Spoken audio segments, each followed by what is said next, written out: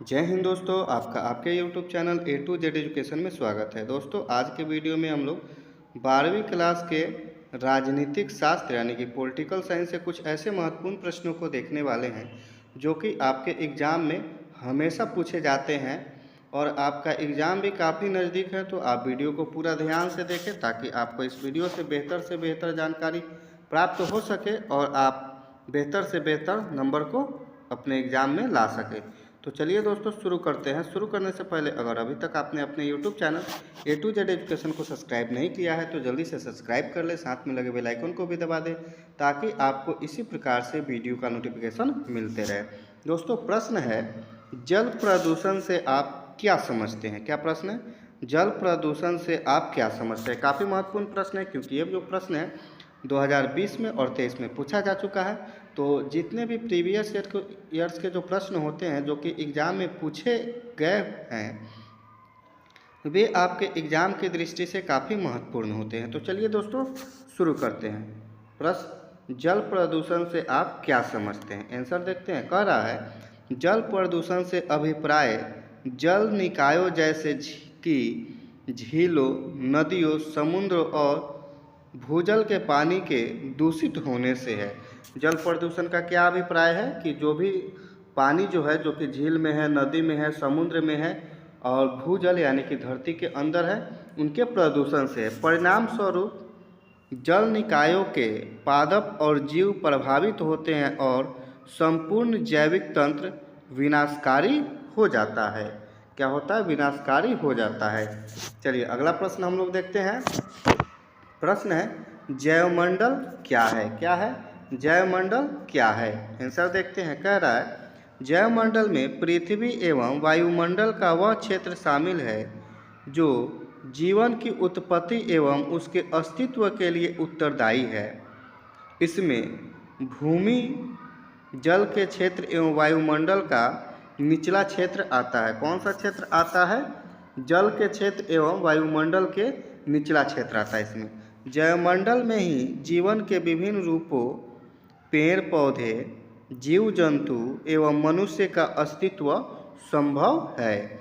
जैवमंडल का महत्व इस बात में है कि इसमें आया कोई भी हानिकारक बदलाव जीवन के लिए घातक हो सकता है। यानी कि जैवमंडल में अगर जो किसी भी प्रकार का कोई भी हानिकारक बदलाव आएगा तो उससे ये जितने भी हैं पेड़ पौधे, जीव जंतु और मनुष्य, उनका सीधा प्रभाव जो है इन सभी पर पड़ेगा।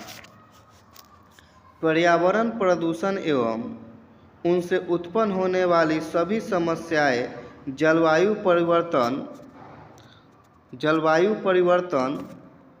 छिद्र आदि जैवमंडल में जीवन के लिए घातक होते हैं। चलिए आगे हम लोग देखते हैं प्रश्न को। प्रश्न कह रहा है, ओजोन परत छिद्र क्या है? क्या प्रश्न है? ओजोन परत छिद्र क्या है? आंसर है, पृथ्वी के वायुमंडल की दूसरी सतह पर ओजोन गैस की परत को ओजोन परत कहते हैं। किसको कहते हैं? कि ये जो पृथ्वी है ना, इसकी दूसरी सतह पर ओजोन गैस की परत है। किसकी परत है? ओजोन गैस की परत है, जिसको हम क्या कहते हैं? ओजोन परत कहते हैं। जिसको क्या कहते हैं? ओजोन परत कहते हैं। वायुमंडल की दूसरी सतह को स्ट्रेटोस्फीयर कहते हैं। स्ट्रेटोस्फीयर वायुमंडल में 14 किलोमीटर से 40 किलोमीटर ऊपर तक फैला है। कहाँ तक फैला है? 14 किलोमीटर से लेके 40 किलोमीटर ऊपर तक फैला हुआ है।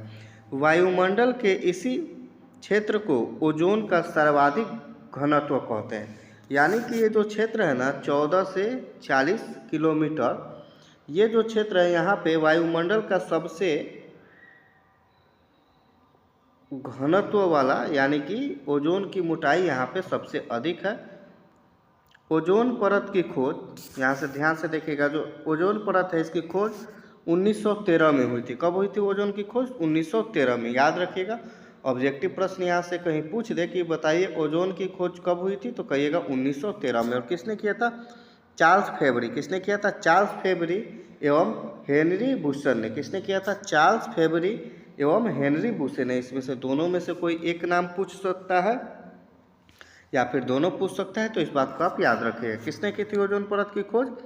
चार्ल्स फेबरी एवं हेनरी बुशर ने। और कब की थी? 1913 में, याद रखिएगा। ओजोन परत का सबसे महत्वपूर्ण कार्य यह है कि यह सूर्य की पराबैंगनी एवं गामा किरणों के हानिकारक प्रभाव को सोख लेती है। यहाँ से और ऑब्जेक्टिव प्रश्न कि ये जो ओजोन परत है इसका मुख्य काम क्या है? तो इसका मुख्य काम है पराबैंगनी एवं गामा किरणों को रोकना। किसको रोकना? पराबैंगनी एवं गामा किरणों को रोकना या सोख लेना। ऑब्जेक्टिव प्रश्न पूछता है कि ओजोन परत का क्या कार्य है, तो आप कहिएगा ये जो है पराबैंगनी या गामा किरणों के हानिकारक प्रभाव को सोख लेती है। चलिए आगे देखते हैं। जिससे यह किरणें पृथ्वी पर मानव एवं पेड़ पौधे पर हानिकारक प्रभाव नहीं डालती है।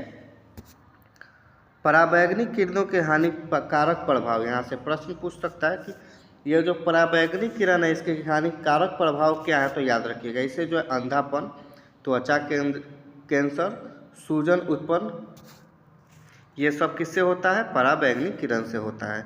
करने वाली बीमारियां इत्यादि यह ओजोन परत नहीं होगी तो सूर्य की पराबैंगनी किरणें पृथ्वी तक आकर हानिकारक सिद्ध होगी। क्या सिद्ध होगी? हानिकारक सिद्ध होगी। चलिए आगे के प्रश्नों को देखते हैं। अगला जो प्रश्न है कह रहा है क्योटो प्रोटोकॉल क्या है। चलिए देखते हैं। कह रहा है क्योटो प्रोटोकॉल एक अंतर्राष्ट्रीय समझौता। क्या है? एक अंतर्राष्ट्रीय समझौता है। इसके अंतर्गत औद्योगिक देशों के लिए ग्रीन हाउस गैसों के उत्सर्जन को कम करने के लक्ष्य निर्धारित किए गए हैं। प्रोटोकॉल में यह भी माना गया है कि कार्बन डाइऑक्साइड, मीथेन और हाइड्रोफ्लोरोकार्बन जैसी कुछ गैसों के कारण वैश्विक ताप वृद्धि होती है, यानी कि विश्व का तापमान बढ़ता है। यह भी कहा गया है कि वैश्विक ताप वृद्धि की परिघटना में विश्व का तापमान बढ़ता है और पृथ्वी के जीवन के लिए खतरनाक हो सकती है। क्योंकि आप जानते हैं जैसे जैसे पृथ्वी पर तापमान बढ़ेगी वैसे वैसे बर्फ़ जो है वो पिघलेंगी तो पृथ्वी पर बाढ़ आने का खतरा होगा। और भी बहुत सारे कारण हैं तापमान बढ़ने से। चलिए आगे के प्रश्नों को देखते हैं। आगे का प्रश्न क्या कह रहा है? अगला जो प्रश्न है दोस्तों कह रहा है रियो सम्मेलन की सहमति क्या थी। चलिए देखते हैं। प्रश्न कह रहा है रियो सम्मेलन में विभिन्न देशों के सामने सबसे गंभीर चुनौती वैश्विक पर्यावरण को आगे कोई नुकसान पहुंचाए बगैर आर्थिक विकास करने की है। यानी कि पृथ्वी पर किसी भी प्रकार का कोई नुकसान नहीं हो लेकिन आर्थिक विकास हो। रियो सम्मेलन में इस बात पर सहमति बनी कि आर्थिक वृद्धि से पर्यावरण को कोई नुकसान नहीं पहुंचना चाहिए। इसे टिकाऊ विकास तकनीक कहा गया। परंतु समस्या यह है कि यह कैसे हो सकता है। कुछ आलोचकों का कहना है कि एजेंडा 21 का सुझाव पर्यावरण संरक्षण को सुनिश्चित करने के उपाय करने चाहिए। इसके लिए विकल्पों पर विचार करना चाहिए। उदाहरण के लिए पेट्रोल के स्थान पर विद्युत जैसे साधनों का प्रयोग करना चाहिए। प्राकृतिक गैस के स्थान पर सौर ऊर्जा का विकास करना चाहिए। यही है रियो सम्मेलन की सहमति। दोस्तों आज के वीडियो में इतना ही। मिलते हैं किसी और वीडियो में इसी प्रकार से। तब तक के लिए जय हिंद।